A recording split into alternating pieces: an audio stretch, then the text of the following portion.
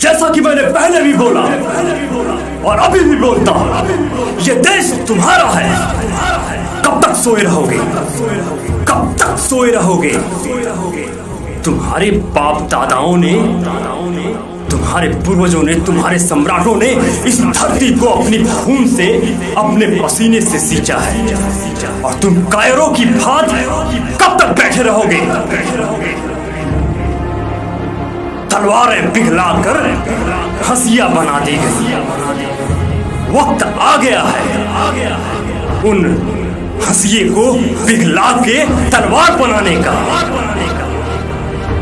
इस देश को जरूरत है मौर्य जैसे सम्राटों की।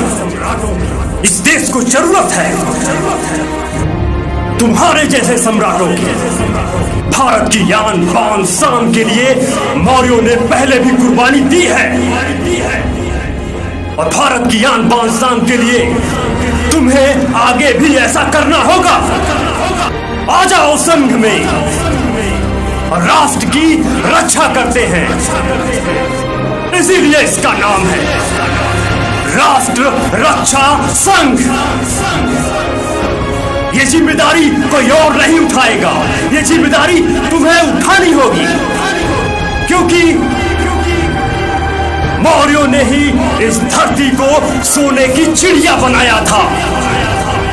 मौर्यों के शासन काल में ही ये देश सबसे समृद्ध और सबसे शक्तिशाली था।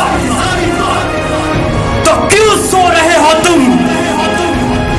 तुम्हें जागना पड़ेगा, और मैं जगाऊंगा इस देश के लिए, मौर्य वंश के लिए, बुद्ध धर्म के लिए, मानवता के लिए। तुम्हें जगना होगा।